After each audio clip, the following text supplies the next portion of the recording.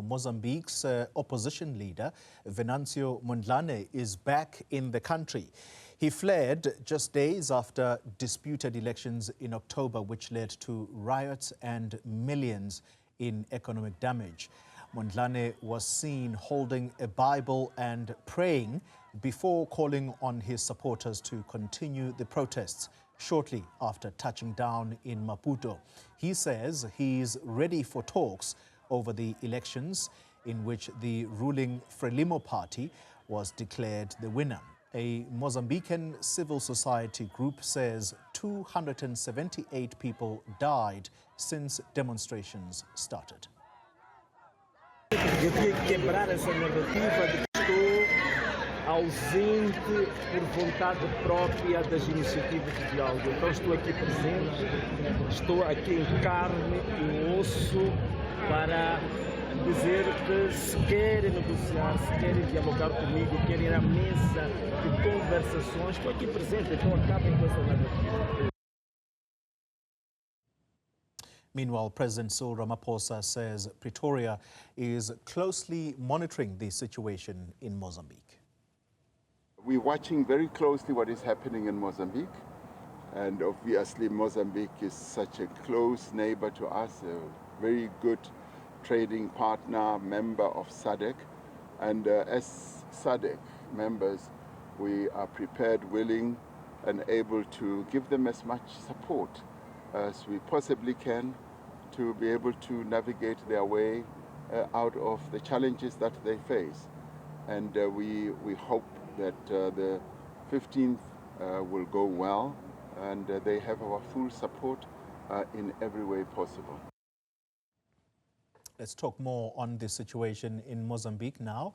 And joining me is Solomon Mondlane from the Democratic Alliance Coalition in Mozambique. Mr. Mondlane, good evening to you, and good to have you once again. Let's start with the reception to Venancio Mondlane as he landed at Maputo today. Talk to us about the reception to him. How many people do you estimate turned out? Good evening, Crowley, and good evening to the viewers at home. What a day, what an emotional day in the history of our country. This is the day that every Mozambican who is longing for freedom under the slavery of a black man have been looking towards.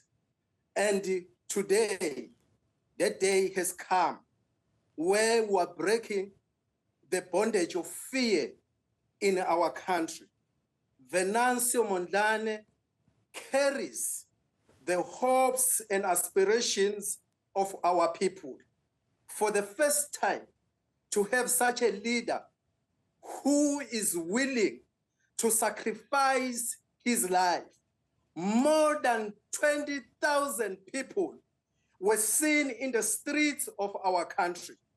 Venancio Mondlane came in peace. He demonstrated that he's willing to rebuild this country that has been vandalized for more than 49 years. This country whereby people live in fear. People fear to speak or to stand for their rights, where people are deprived of what belongs to them. And this is the situation that we are facing in our country. And today, raise so many hopes, the arrival of Mondlane in Mozambique, back home. And we were so excited about that. Let's talk about the security forces and how they were able to handle this situation, because I would imagine they were also monitoring the whole turnout of people at the airport. As you say, 20,000 is the figure you use. How did they react to that crowd? Coley, I just want to say, before I answer that question that you have just asked, to say we were just scared. His arrival kept us asking many questions. What will happen to the people's leader, to the people's president, a man who was voted by the people? Three things in our mind. He could be killed today. He could be arrested today. Or the government will surely show up to receive him. We were happy that private security companies and the other forces that were organized were seen trying to protect it. But the government security forces were all in the streets blocking the roads, and the people, today we didn't have protesters. We had people from their families who were meeting their brother, who were meeting their leader, who were meeting their father at the airport. But the police decided to barricade all the streets and started firing tear gas. 2 people were shot today. And the question that remains, and we're asking, who is violent? Because today, no one declared this day to be a protesting day. This day was the day to receive the son of the soil, the son of this country, the hope of this nation. And the police, the state police, decided to shoot their own people. The people whom they are claiming they voted for them. They gave them 71%, then they reduced the percentage to 65%. And these are the people they are killing today. Yeah. Who then voted for them? Let's talk about what Mr. Mondlane said, at least part of what he said as he arrived in Mozambique today, and that is that he is ready for talks over the election results. Do you think that the government is, well, let me not say the government, but perhaps those that he may be in conflict with, mainly Frelimo, do you think that they have the appetite to get into such negotiations? Mondlane has been ready to talk. He has been ready for dialogue. We have been advising him to say the way out of this is dialogue. We have been calling dialogue even when they were not even interested at listening to us. Mondlane, the first thing that he said when he arrived, he said, I am here to prove to the government that I am not running away. They've been saying that I ran away, I'm unreachable. They cannot come to me because they don't even know where I am. I'm coming here as the citizen of this country who is willing to speak to those who want to speak to me. And at that particular time, Claude, the presidency were having a meeting with some leaders of other political parties at the time when Venancio Mondlane arrived in the country. We thought they will postpone that meeting so that they can give space to the man who is really supposed to talk about what is happening in this country, being Venancio Mondlane. But what we have noted, Claude, is that President News keeps on shifting the goalposts. When you are busy targeting a certain spot, those goalposts will be shifted, and we are not getting to where we want to reach at particular moment. Right. So he's avoiding the man he has been summoning to come and talk to him, and we'll wait to see what will happen in the next few days before the 15th of January, because the president for the people has arrived.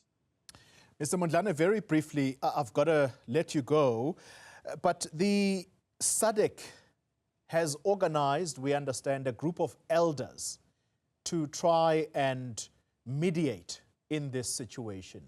Have you seen any sight of them in the country, or are they doing this in another form? How effective do you think they're going to be? We know that the elders from the SADC Gentlemen's Department are here in the country.